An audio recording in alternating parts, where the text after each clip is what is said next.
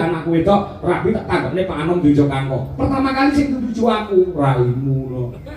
Mosok nggih Pak Tarmi, bojo jenengan ora ngono lek ngendika lho. Piye? Jare Pak Tarmi guru bersih Mbak Elisa, Tarmi ngesih Mbak Niken, terus Mbak Nganten ngesih aku.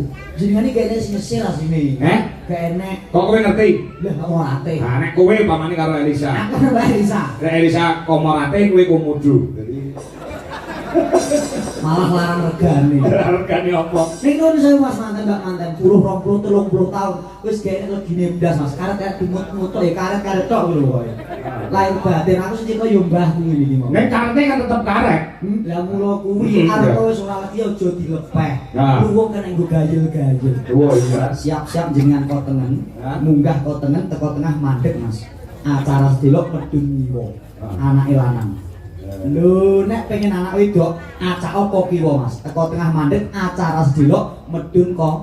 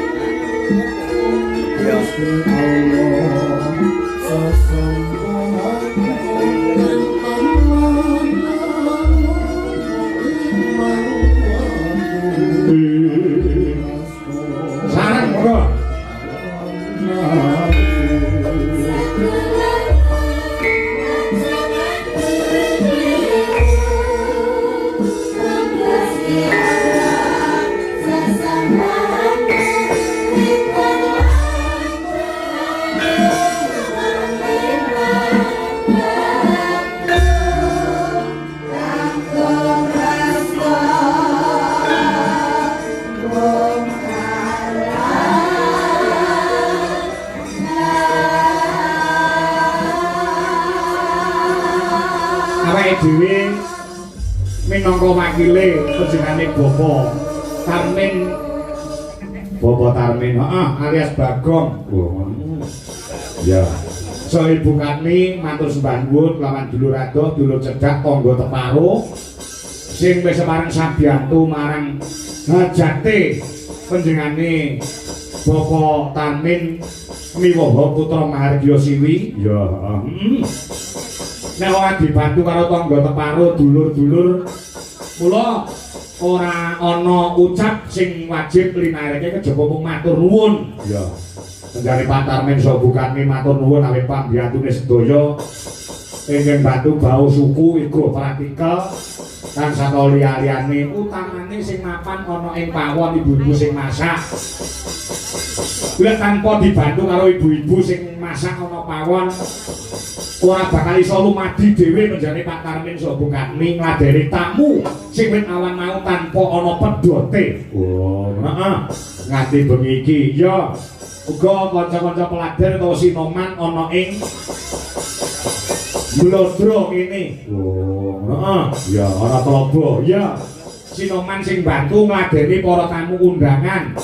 Ki tanpa dibantu kawan para sinoman sing ana ing Desa Tlobo kene tangeh panjenengane Pak Tarmin iso ngadeni nyaosi daharan saha unjukan tumraping para tamu dasare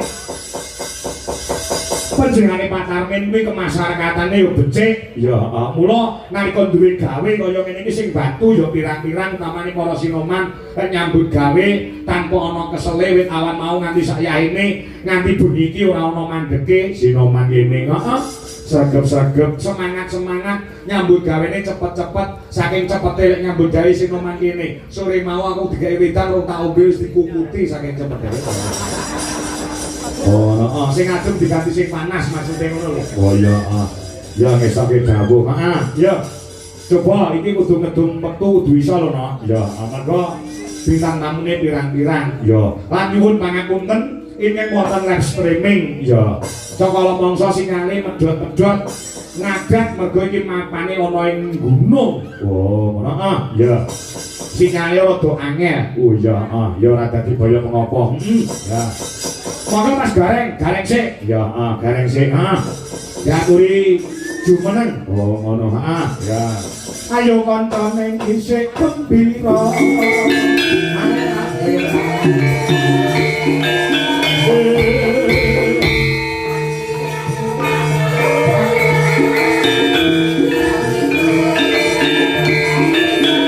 Gareng jajak untuk dadi.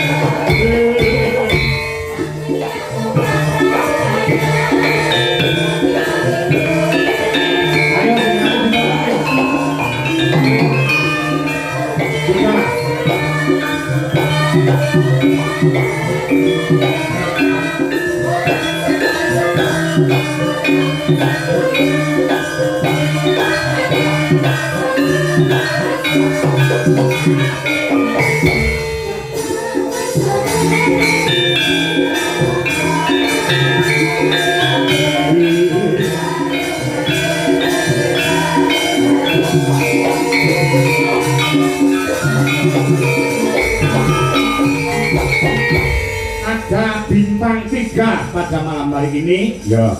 Niken Salindri adalah super power dari kota Kediri. Niken Salindri super power.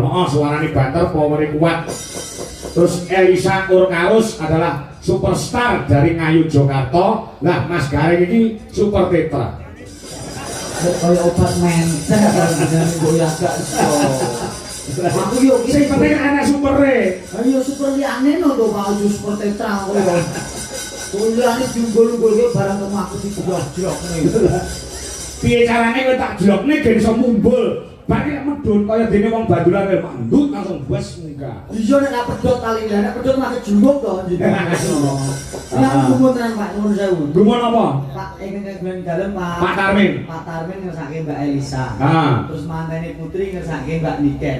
Terus Bu Tarmin ngersake kula. Dan jenengan rene iki sing karep sapa? Nek aku kersane Gusti Allah Subhanahu wa taala. Aku terus takok Pak Tarmin. Takon piye? Lah terus jenengan kok ngundang Pak, aku iki kersane ngopo, Pak? Ngene lho Mas, aku pengen ngundang Elisa karo Niken karo jenengan. Engko terus hiburannya opo? Ah, timbang gak hiburane, payangan-payangan ketek dalange luwung kok. Ngono. Oh, timbang dalange nganggur ngono to? Nggih. Apik. Apik enak di Pripun? tak gaji cangkemmu ya. Rumasane sing dituju pertama kali iki nggonku. Kowe iki katutan ngono lho ta. Pak Tarmin kuwi nalika mbiyen mirsani aku pagelaran ana ing nggene daleme Pak Marino. Iki pernah adine. Kuwi pengen Pak aku sok nek duwe gawe anakku wedok rabi tak tanggepne Pak Anom Dujo Kangko. Pertama kali sing dituju aku raimu lho. Mosok nggih Pak Tarmin, kok jenengan ora ngomong lagi ngendika lho. Piye? Jare Pak Tarmin belum bersih Mbak Elisa. Bu Tarmin ngesih Mbak Niken. Terus Mbak Nganten ngesih aku. Jenengan iki kayaknya sing ngesih asline. Gak enek. Kok kowe ngerti? Lah aku ditani Pak Tarmin ora gur bocor di seluwung lah kita jalanke lho lumayan ngono. Oh lumayan. Masih lumayan nek denyang to lho Pak. Oh. Niki ora ujube mantenan nikahan. Iya. Nek ilmu sing tak tampa soal pernikahan itu adalah hal yang sangat rahasia. Rahasia mergo jodoh pati rezeki namun gumantung kersaning Gusti. Contohnya kayak begini iki. Mbak manten daleme Mbak manten karo Mbak manten Mas manten. Mbak manten Bludru. Karanganyar Mas manten dalemipun Tegal. Niki nek gak karena rahasiane Tuhan, rahasiane Allah, ora mungkin iso kelakon. Iya. Wong urip kuwi mung iso rencana. Ning kabeh kodrat gumantung Allah taala. Leres mboten? Jenengan dek cilik apa duwe cita-cita besok untuk bojo Mas Saiful Anwar ora to? Kabeh mung rahasiane Allah. Ora ngerti Pak, sapa ngerti aku wong Purwodadi, Mbak Elisa wong Jogja, gandeng rahasiane Allah, besok jodoh gak ono ngerti. Lho. Oh iya bener. Lho Mbak Niken yang Kediri. Aku dadi nek jodoh sapa ngerti? Rahasiane Allah. Yo ora Mbak Niken. Kok ora lho? Dapur kuwi gemagus. Lho, ora kok gemagus nyatane lho teng ndi mau ning nggon lanang. Nek manten lanang karo manten wedok iki cocok. Sing lanang yo gantenge kaya ngono, sing putri yo ayune kaya ngono. Lah nek Niken Salindri, Elisa ayune kaya ngono, padha karo kowe, ora tangga teparumu ki bekasane do penasaran. Lek malam pertama modele piye? Dapurmu kaya tikus anyang-anyangan ngono nduk ayu. Yo. Ning kan spesial. Spesiale apa? Mas Nganten ganteng, Mbak Nganten cantik. Biasa wong aku ora wong ganteng kok wong ayu lumrah. Ning Mbak Niken cantik, Mbak Elisa cantik kok bojo aku. Nggih kira jagat no. Lho mulai hal-hal sing seperti ini lho Pak. Karepku lho. Setuju ya? Ini lho Mas Dewi, ruwet sih. Harus bisa mensyukuri nikmat. Karena kita bisa merencanakan dengan siapa, tapi takdir berkata kita harus dengan siapa. Mula disyukurono. Muga-muga gathuk selawase jodoh kakek-kakek ninen-ninen donya teko ning akhirat. Dadi langgeng selawase pindhane mimilan minturo. Aja pegatan, aja pisahan siji nggo selawase gek ndang meteng. Wah iya. Dungane singkat padat ngene. Singkat padat. Alhamdulillah muga-muga dadi keluarga sing sakinah mawaddah warahmah. Ning nuwun sewu Mas. Nek tak condro Mas. Manten lanang karo manten wedok iki nek kaya widodari ya Kamajaya Kamarate. Kamajaya Kamarate. Nah nek kowe pamane karo Elisa. Aku Mbak Elisa. Nek Elisa Kamarate kowe Komodo. Dadi malah larang regane. Regane apa? Ning nuwun sewu Mas manten Mbak manten. Wong omah-omah pernikahan itu kaya dene wong ngemput permen karet. Kok iso? Permen karet kae sepisan dimut krasa legi. Kok nek wis rada pirang menit krasa karet rada legi, nek wis meh 5 menit 10 menit kuwi Karet-karete gak enek legine. Wong omah-omah nggih ngoten. Kok iso? Antenanya segedene setahun, 2 tahun, 3 tahun legine ora umum, Mas. Ning nek wis 5 tahun, 10 tahun kuwi duwe masalah, duwe cobaan, duwe perkara. Legine rada sudo mergo ketutupan karo perkara. Ning nek wis ngancik 10, 20, 30 tahun wis gak enek legine blas, Mas. Karet dimut-mutuk ya karet-karet tok lho kok. Lahir batin aku sing cita yo mbah kuwi iki. Nek karete kan tetep karet. Lah mula kuwi arep wis ora lagi aja dilepeh. Wong kena nggo gayel-gayel. Oh iya. Ini muga-muga langgeng selawase. Aja kok perkara legine nek wong omah-omah kuwi ora iso luput saka sing jenenge masalah. Sak propirane wong loro kudu bisa nyawijeke tekad nggo ngrembugi perkara ben ora dadi perkara. Iya, bener. Ini jenengan katakan iki gak paham. Ora paham. Kandhani. Bojomu ayu sakniki. Ketemu pisan karo Mas Saiful Anwar Mbak Dwi. Ketemu pisan paling bobot 37, 38 nggih Mbak. Ning nuwun sewu Mas 2 tahun wis manak pindho. Wong bobot 80 kowe aja kaget. Sebabe Lho, omah-omah nek wis manak pindho ping 3 mesti bobote mundak. Jenengan padha Mbak Dwi. Bobot pinten? Paling 42. Oh, men yo saelisan. Ya kandhani gene sak kilo. Lho. Bijak pantes lho Anda. Pantes para pantes. Iya, Mas. Niki tetep dadi rasa tresno aja nganti nyuda rasa. Iya, bener. Lu ngono kandhani aku niki lek anak kanca gak kamu lho jenengan. Iya ya. Iya. Kudu bisa saling melengkapi mergo wong bojo niku kaya dene klambi nek dinggo kudu saya pantes tur bisa nutupi. Kaya Mbak Dwi Lestari kali Mas Saiful Anwar saling melengkapi dan saling menutupi satu sama lain. Ngono lho Bang. Aku nek mau ngandani perkara anak, nek kuwi ngandani manten perkara apa? Lah ini iki mau. Yen ora ngrekake nek iso malam Jumat mergo ganjarane 1000. Nek Senin karo Kamis ganjarane 500. Ning nek liyane kuwi ganjarane ning 100. Kula mau ngilike Mas, aja golek ganjarane ning kudu eling dongane. Lho, iki urung aku. Nek ora donga aku urung. Alah jenenge gak paham. Dongane sing rada singkat. Biasane nganten saiki kepengin ndang beras sing singkat ae Mas, minimal nganggo sholawat.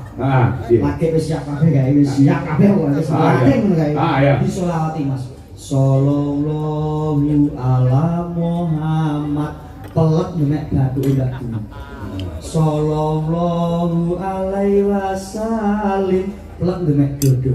Sallallahu ala Muhammad pelek nek weten. Sallallahu alaihi wasallam. Ya Nabi salam alaika, ya Rasul salam alaika, ya Habib salam alaika. Sik, ndak bareng weteng ku lho kok suwi men.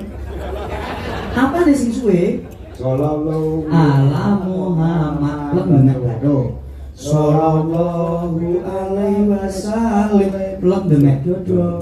Sallallahu ala Muhammad plek demek weten. Sallallahu alaihi wasallam plek. Ora apa kok wis ngeplek. Perkara plek ayo Mas nganten to sing nganteni kono kok sing ngeplek kene iki perkarane teng pira? Aku salah pengen ngeplek. Yo ben musik kok. Arti plek ora plek terserah. Oh iya. Wis mau dongane. Nek kepengin duwe anak wedok. Dongane. Ya nek bar selawatan. Siap-siap jenengan kotengen, munggah kotengen teko tengah mandeg Mas. Acara sedelok medun nyiwa. Anake lanang. Lho nek pengen anak wedok, acak apa kiwa Mas? Teko tengah mandeg acara sedelok medun kok kanan. Anake wedok. Ning nek pengen gak dadi munggah kotengen bablas nyiwa, munggah kok kuwi bablas nenem aja mandeg. Gak dadi. Rasa mewarai wis pinter-pinter. Lah iya. Paham yo. Alhamdulillah.